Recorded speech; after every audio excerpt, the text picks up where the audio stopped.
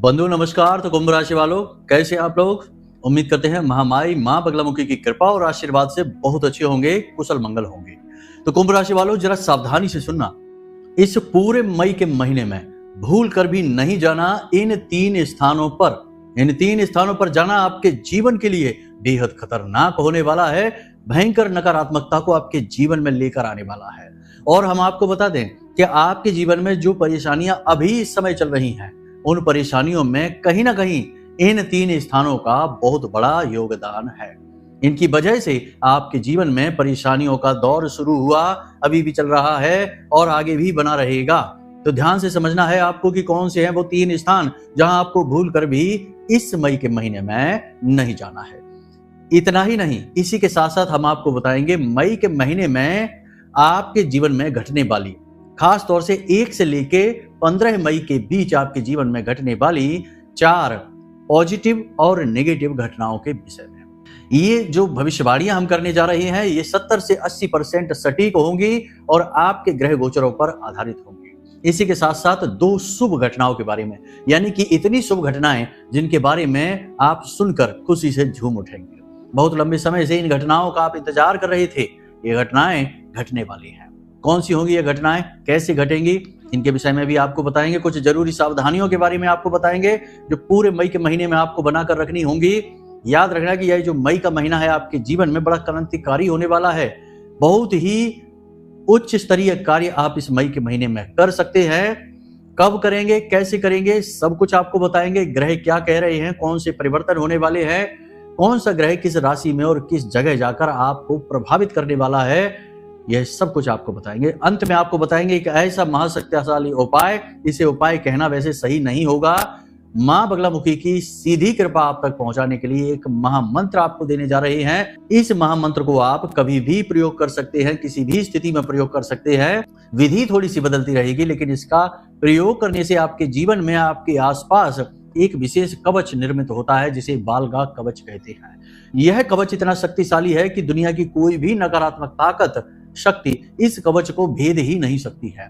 एक उदाहरण के साथ हम आपको समझाएंगे कि कैसे हमारे खुद के जीवन में यह घटित हुआ और माई के बालगा कवच ने कैसे हमारी रक्षा की। इसके विषय में आपको एक हम सत्य घटना के विषय में आपको बताएंगे जो हमारा खुद का अनुभव है, इससे आपको यकीन हो जाएगा।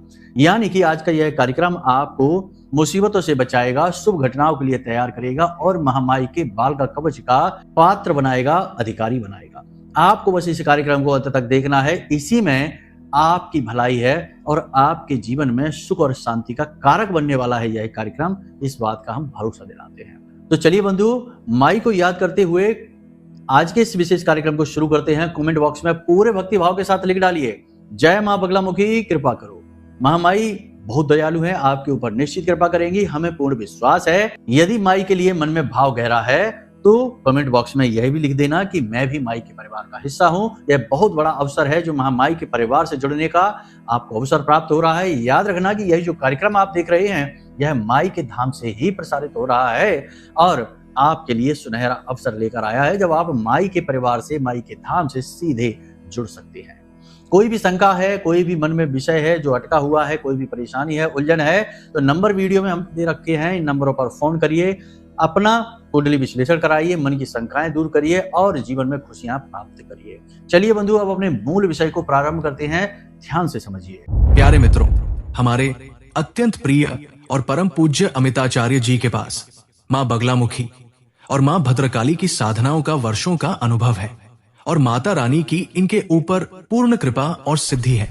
आचार्य जी ने अपने सटीक कुंडली विश्लेषण और श्रेष्ठतम उपायों के माध्यम से हजारों लोगों के जीवन को खुशियों से भरा है। आचार्य जी का कुंडली विश्लेषण और उपाय करवाने का तरीका इतना अद्भुत है कि जीवन के हर एक दुख और कष्ट का कारण जड़ से ही समाप्त हो जाता है।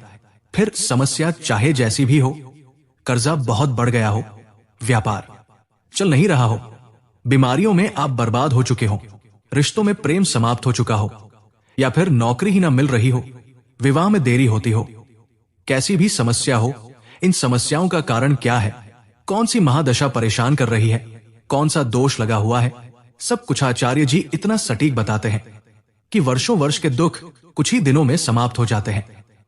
अगर आपके जीवन में भी कोई ऐसी संकट की घड़ी है तो यही सही समय है जब आप पूज्य आचार्य जी के हाथों से अपनी कुंडली का विश्लेषण करवाएं और वर्षों से चल रहे दुखों और संकटों के इस चक्र से बाहर निकल जाए। प्यारे मित्रों, अभी वीडियो में दिए गए नंबरों पर फोन करिए और अपनी कुंडली का श्रेष्ठतम आकलन करवा डालिए। जिंदगी बदलने का यह सबसे बड़ा मौका हाथ से मत जाने दीजिएगा। जय माई की, महामाई आपका कल्याण करे।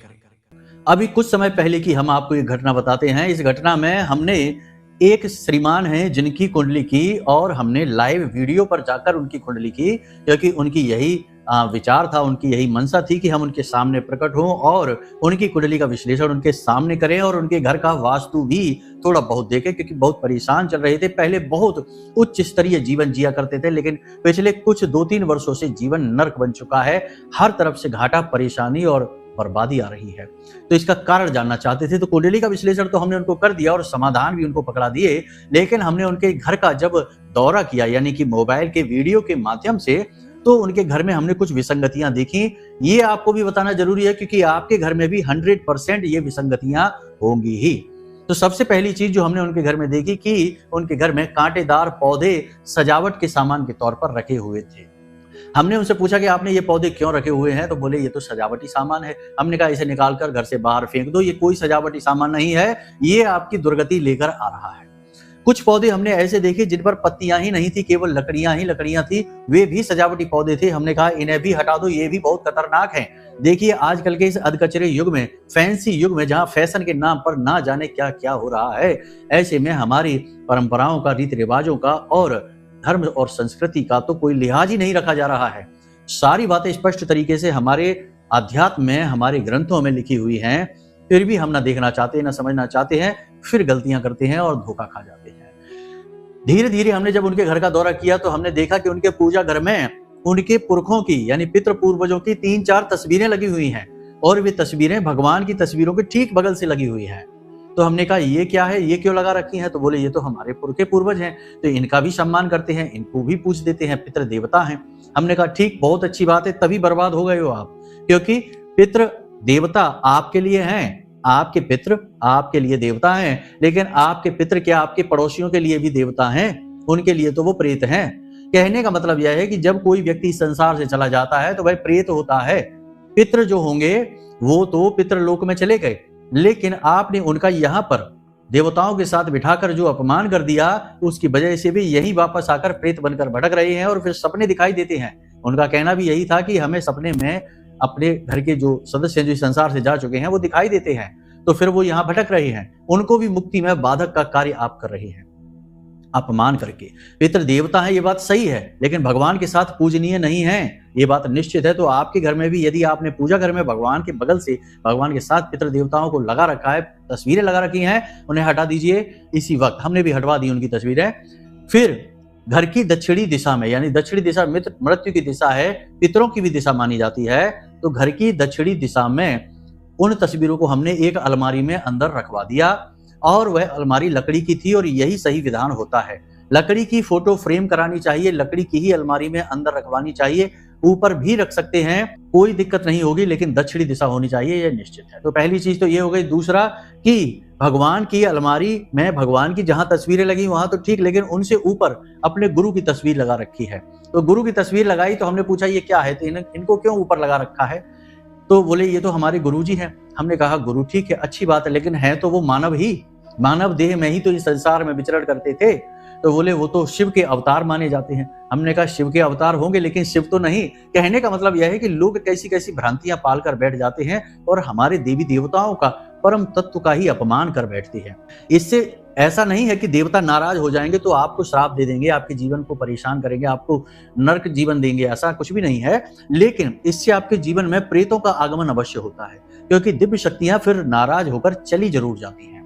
आपने देखा होगा कि बहुत सारे ऐसे मंदिर हैं हमारे देश में, आपके आसपास भी होंगे कुछ मंदिर, जिनमें पहले बहुत पूजा पाठ हुआ करती थी, लेकिन आज उन मंदिरों के पास आप जाइए, उन मंदिरों में अंदर आप जाएंगे तो आपको भय लगेगा।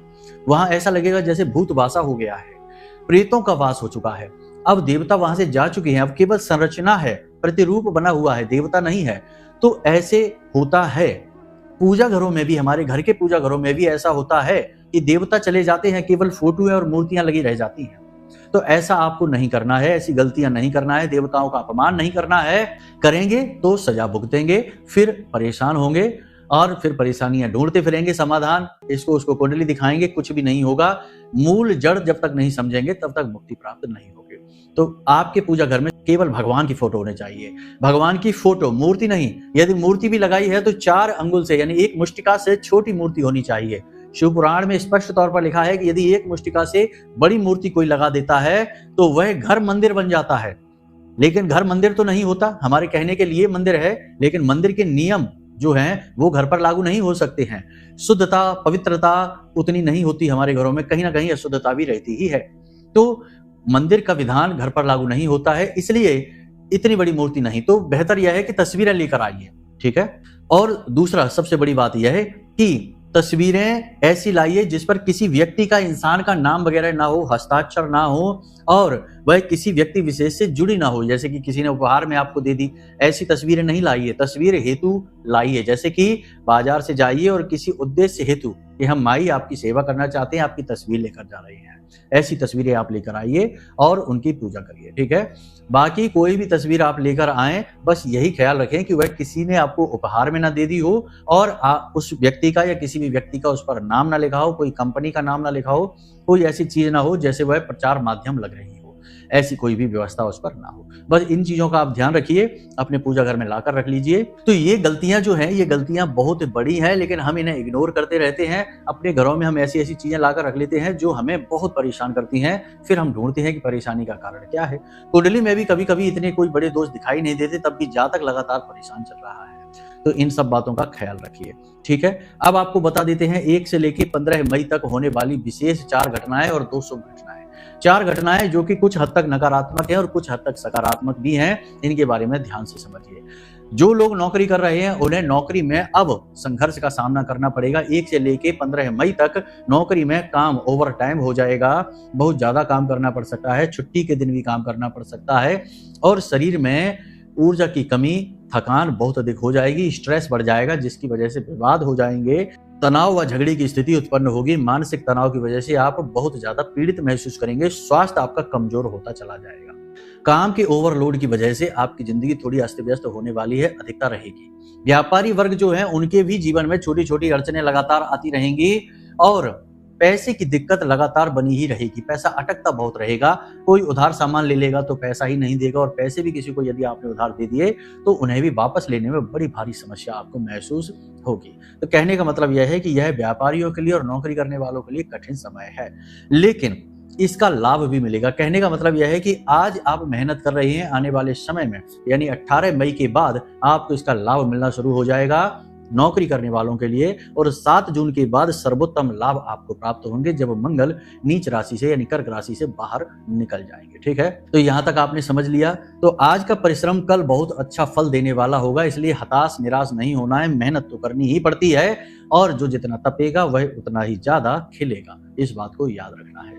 अब दूसरी घटना, 1 से लेकर 15 मई के बीच आपकी किसी एक ऐसे व्यक्ति से मुलाकात होने वाली है जो आपके गुरु का कार्य करेगा, मार्गदर्शक का कार्य करेगा, पथ प्रदर्शक का कार्य करेगा, आपको मुसीबत परेशानियों से बाहर निकलने में आपकी मदद करेगा और सबसे बड़ी बात कि आपका मार्गदर्शन करेगा। कोई एक ऐसा व्यक्ति होगा जो आपको ना केवल आध्यात्मिक बनाएगा, आपको ज्ञान की ओर लेकर जाएगा, धर्म की ओर लेकर जाएगा, बल्कि आपके जीवन की मुसीबतों में, परेशानियों में आपकी मदद करने वाला है। कह सकते हैं कि ईश्वर का भेजा हुआ दूत आपके जीवन में आने वाला है। तीसरी घटना यह होगी कि आप अब आत्म मंथन करने वाले हैं, बहुत गहराई से, बहुत ही बुद्धिमानी के साथ, और अपने जीवन में चल रही उथल पुथल का समाधान खुद अपने प्रयासों से, अपने बौद्धिक बल से ढूंढने की कोशिश करने वाले हैं। आपके जो अपने हैं, जो बहुत ही खास हैं, ऐसे लोगों से आप सलाह मशवरा भी करेंगे। सलाह मशवरा लेते समय हम आपको फिर से यही एडवाइस करेंगे कि आप किसी ऐसे व्यक्ति से अपने दिल के राज ना खोलने लग जाएं जो कि दोहरे चेहरे वाला है, यानी कि नकाब लगा कर रखता है, तो थोड़ा बुद्धिमानी के साथ हैंडल करें। आपके शत्रु अपनों में ही छिपे हुए हैं, आपके कार्यस्थल पर ही आपके छिपे हुए शत्रु हैं, आपके घर में ही आपके छिपे हुए शत्रु हैं। ऊपर ऊपर से मुस्कुराते रहते हैं, आपको धोखा, आपको भ्रमित करने की कोशिश करते हैं और पीठ के पीछे आपको नीचे गिराने की पूरी ताकत लगाते हैं। ऐसे लोगों से आपको बचकर रहना होगा, ठीक है। एक और खास बात आपको बता दें कि 1 से लेकर 15 मई के बीच आपको बॉडी में यानी शरीर के किसी विशेष भाग में, खास तौर से जोड़ों में, हड्डियों में किसी प्रकार का दर्द रह सकता है, चोट भी लग सकती है, खिंचाव हो सकता है, यानी कि शरीर के किसी एक भाग में तेज दर्द का एहसास रहेगा, कुछ दिनों तक लगातार रहेगा और फिर अपने आप धीमा होता चला जाएगा और ठीक भी हो जाएगा। कारण भी हो सकता है और अकारण भी हो सकता है यह दर्द, यानी गिरने से, फिसलने से भी चोट लग सकती है या फिर यूं ही अपने आप ही किसी वजह से यह दर्द उत्पन्न हो सकता है। लेकिन एक बात तो निश्चित है कि दिन समाप्त होते होते ही, यानी कि दोपहर के 12 बजे के बाद जैसे जैसे दिन आगे बढ़ेगा वैसे वैसे आपके शरीर में सुस्ती और थकान बढ़ती चली जाएगी। काम की तो है ही, लेकिन आपका खुद का स्वास्थ्य भी इस समय कमजोर चल रहा है और शाम होते होते आपको ऐसा लगेगा जैसे कि शरीर में हीट, गर्मी बहुत बढ़ गई है, ताप बढ़ गया है, बुखार आ चुका है। कभी कभी तो आप दवाई भी खाएंगे बुखार की, लेकिन यह तो रोज की ही स्थिति रहने वाली है। तो थोड़ा आप अपने खान पान पर ध्यान दें, पानी अधिक पिएं, मंगल नीच के चल रहे हैं, टेम्परेचर बढ़ेगा ही और ऊर्जा की कमी भी आपको महसूस होगी ही। मतलब कि जितना काम आप करना चाहते हैं उतना काम आप कर नहीं पाएंगे, ऊर्जा की कमी रहेगी, मनोबल तो ऊंचा रहेगा लेकिन शरीर साथ नहीं दे पाएगा, ये बात निश्चित है। खान पान का ध्यान दें और समय पर सोएं और जागें, नींद का भी विशेष ख्याल रखें। आपकी किसी पुरानी कमी, पुरानी गलती की कीमत आपको चुकानी पड़ सकती है। आपने किसी के साथ कोई वादा किया, कोई लेन देन किया या कोई ऐसा कार्य कर लिया जिसके बारे में आप सोचकर थोड़ा परेशान होते हैं, वह आपको हानि पहुंचाने वाला है। वह खुल सकता है, आपका कोई रहस्य, कोई राज, कोई आपकी छुपी हुई बात बाहर आ सकती है जिससे आपको मान हानि भी हो सकती है, आपके मान सम्मान में कमी भी हो सकती है और हो सकता है कि आपकी थोड़ी बहुत बहस भी, तू मैं भी किसी के साथ हो जाए। तो थोड़ा सा संभल कर रहना है और अपने रहस्य, अपने राज छुपा कर रखने की कोशिश करनी है। यही तो आपकी सबसे बड़ी कमी है। यह गलती आप बार बार दोहरा देते हैं, लेकिन अब ऐसा आपको नहीं करना है, सावधान रहना है। अब बात करते हैं कुछ पॉजिटिव घटनाओं के बारे में जो कि आपको अच्छा महसूस कराएंगी। तो 1 से लेकर 7 तक तो ठीक है, लेकिन 7 तारीख के बाद अचानक से आपको ऐसा लगेगा जैसे कि पॉजिटिव एनर्जी आपके जीवन में आ गई है। कुछ आप उपाय क्रियाएं भी करेंगे, उनके माध्यम से भी ऐसा होगा और ग्रह परिवर्तन यानी कि बुध का राशि परिवर्तन भी हो रहा है। इसकी वजह से भी आपको ऐसा लगेगा कि आपके अंदर अचानक पॉजिटिव एनर्जी आ चुकी है। बौद्धिक बल आपका बढ़ेगा। देखो, बुध जो है ना, वाणी है, बुद्धि है और व्यापार है, तो आपकी वाणी कुशल हो जाएगी। आप जो भी बोलेंगे प्रभावशाली होगा, लोग उससे प्रभावित होंगे और आपकी बात कोई काट नहीं पाएगा। साथ ही वाणी यानी कि बुद्धि भी आपकी तेज हो जाएगी, यानी कि अचानक से आपके मन में पॉजिटिव विचार आने लगेंगे, आपकी समस्याओं का समाधान आपको दिखने लगेगा। आने वाले समय में आपको क्या करना है, क्या नहीं करना, कहाँ रुकना है और कहाँ आगे बढ़ना है, सारी चीजें आपको अपने आप धीरे धीरे समझ में आती चली जाएंगी और आपका बौद्धिक बल बढ़ेगा। ये बहुत अच्छी बात रहेगी। यानी कि आत्म मंथन की प्रक्रिया 7 तारीख के बाद बहुत ही उत्तम होने वाली है और आप कोई निष्कर्ष लेने वाले हैं। 15 तारीख तक आप कोई ना कोई निर्णय अवश्य ले लेंगे। अब भी यहाँ पर हम आपको सलाह यही देंगे कि कोई भी निर्णय आप लें अवश्य, विचार मंथन आप करें अवश्य, लेकिन अभी कोई भी नया कार्य शुरू ना करें, कहीं इन्वेस्ट ना करें, प्रॉपर्टी वगैरह में कोई भी व्यापार ना करें, किसी भी नए काम की शुरुआत ना करें। यहाँ तक कि आप जो भी काम धंधा व्यापार कर रहे हैं या नौकरी कर रहे हैं, वहां पर भी कोई बड़ा फेरबदल करने की कोशिश ना करें, क्योंकि अभी समय और काल अच्छा नहीं है। 18-19 मई के बाद थोड़ी सी पॉजिटिविटी आएगी। राहु और शनि की युति जब यह टूट जाएगी तो थोड़ा बहुत पॉजिटिव आपको अवश्य महसूस होगा, लेकिन पूर्ण रूप से आपको अनुकूल वातावरण प्राप्त होगा 7 जून के बाद, क्योंकि मंगल नीच राशि से बाहर निकलेंगे, सिंह राशि में पहुंचेंगे। इसका आपको लाभ अवश्य प्राप्त होगा। तो इन बातों को हल्के में मत लेना, ये बातें बहुत आवश्यक हैं, बाद में फिर पछताना पड़ेगा, हम आपको बता रहे हैं। छोटी छोटी सी चीजें हैं कुछ जिनको आपको अवश्य ध्यान में रखना होगा, वरना आप उलझ जाएंगे।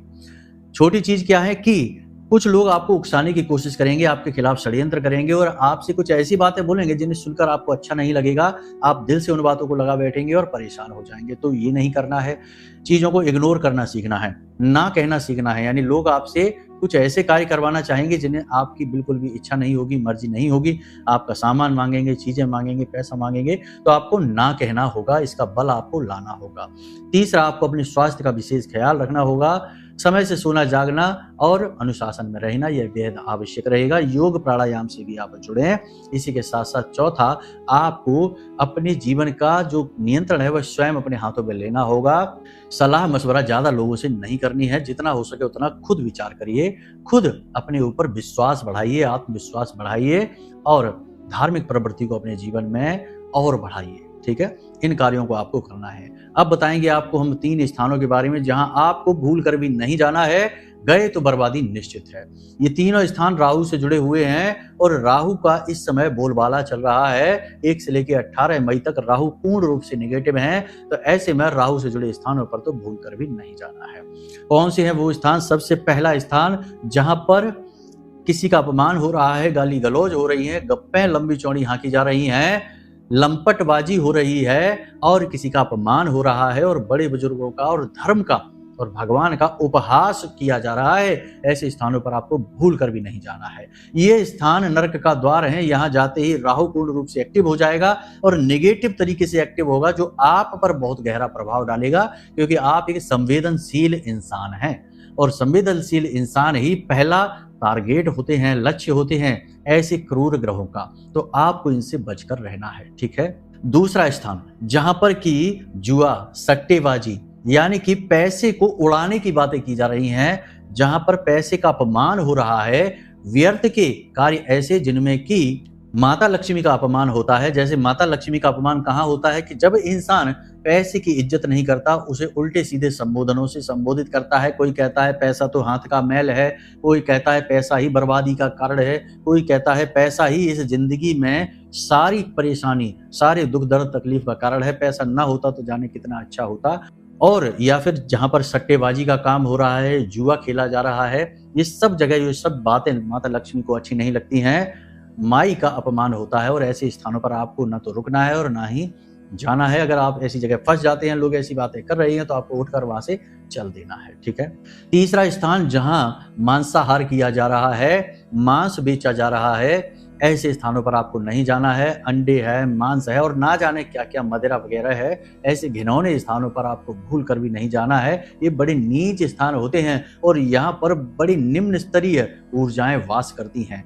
अक्सर आप देखना कि कोई शुद्ध व्यक्ति, बहुत ही अच्छे विचारों वाला व्यक्ति यदि कहीं ऐसी जगह पहुंच जाए जहां शराब लगातार पी जाती है, जैसे शराब खाने वगैरह होते हैं, वहां पर जाकर उसका दम घुटने लगता है, वह घबरा कर वहां से भागता है। जो शुद्ध आध्यात्मिक व्यक्ति होगा, साधना करने वाला व्यक्ति होगा, वह ऐसे स्थानों पर रुक ही नहीं पाएगा, क्योंकि वहां की जो नेगेटिव एनर्जी है वह उससे सहन नहीं हो पाएगी। तो ऐसे स्थानों पर आपको नहीं जाना है। शॉर्टकट लेने के चक्कर में ऐसे रास्तों को न पकड़ना जहां मांस बेचा जाता है या जहां पर गंदे कार्य किए जाते हैं, इनसे आपको दूर रहना है। तो बस इन 3 जगहों के बारे में। वैसे तो और भी बहुत सारी चीजें हैं। सोशल मीडिया पर बार बार अपने फोटो अपलोड नहीं करना, अपने परिवार की फोटो नहीं, थोड़ी बहुत भी दिखावेबाजी नहीं, और भीड़ भाड़ भरे इलाकों में भी नहीं आपको जाना है। ये सारी जगहें राहु से संबंधित होती हैं और आपके राहु को नेगेटिव तरीके से एक्टिवेट कर देती हैं। इससे आप परेशान होने लगते हैं, आपको मानसिक पीड़ाएं अधिक होती हैं।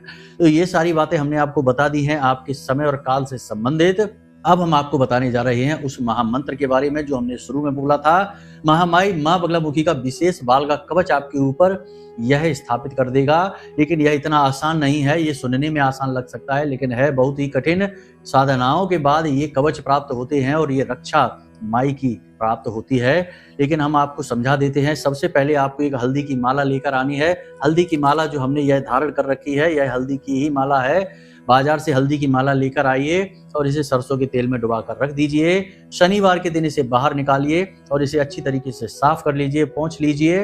रात्रि के समय इसे अपने गले में धारण करना है, लेकिन उससे पहले आपको महामाई का पूजन करना है।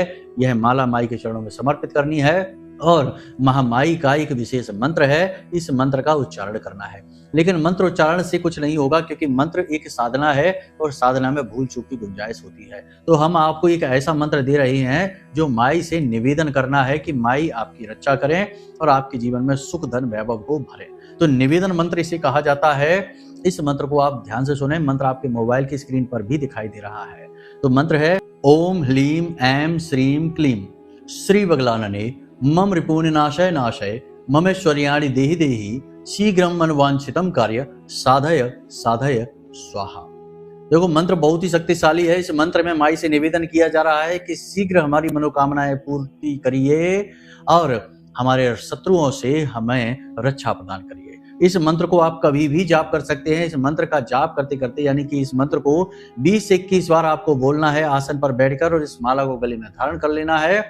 उसके बाद आप जब घर से बाहर निकले तब, जब आपको खाली समय हो तब माई से निवेदन करना है और मन ही मन इस मंत्र का उच्चारण करते रहना है। माई की आपको रक्षा प्राप्त होगी। बाकी हम भी आपको आशीर्वाद देते हैं और महामाई से निवेदन करते हैं कि आपके जीवन में अपना रक्षा कवच लेकर आए, आपको संरक्षण दें और आपके जीवन से कष्ट को हरें। बाकी यदि आपको विशेष साधनाएं करानी है, विशेष पूजा पाठ में भाग लेना है, शनिवार के सर्व मनोकामना पूर्ति हवन में भाग लेना है, तो उसके लिए आप विशेष जानकारी वीडियो में दिए गए नंबरों से प्राप्त कर सकते हैं। कोई अन्य प्रश्न है या कुंडली का विश्लेषण कराना है, कुछ विशेष दुख तकलीफ परेशानियां हैं, ग्रहों के बारे में जानना है और सटीक उपाय कुंडली अनुसार जानने हैं, तो उसके लिए कुंडली विश्लेषण करा सकते हैं। छोटी सी दक्षिणा के साथ हम स्वयं आपकी कुंडली का विश्लेषण करके आपको सटीक उपाय दे देंगे, जिससे आपके जीवन में सुख समृद्धि आएगी और बाधाएं समाप्त होगी। तो चलिए बंधु, आज के इस कार्यक्रम को यही विराम देते हैं। हमेशा हंसते रहिए, मुस्कुराते रहिए, सकारात्मक रहिए और महामाई पर अपनी आस्था और विश्वास बनाकर रखिए, क्योंकि आपका उद्धार तो वहीं से होना है। तो प्रेम से बोलिए जय माई की। महामाई आपका कल्याण करें। धन्यवाद। हमारे प्रिय और परम पूज्य आचार्य जी ने अपनी साधनाओं के अनुभवों पर आधारित शक्तिशाली उपाय और क्रियाओं के माध्यम से हजारों लोगों के जीवन को पूरी तरह से बदला है। आचार्य जी के द्वारा बताया गया हर एक उपाय इतना सटीक और कारगर होता है कि जो भी इसे पूरे भाव के साथ कर लेता है, उसे साक्षात महामाई की कृपा और आशीर्वाद प्राप्त हो जाती है। इसलिए निसंकोच इन उपायों को पूरे भाव के साथ करिए, आपका कल्याण होगा। जय माई की।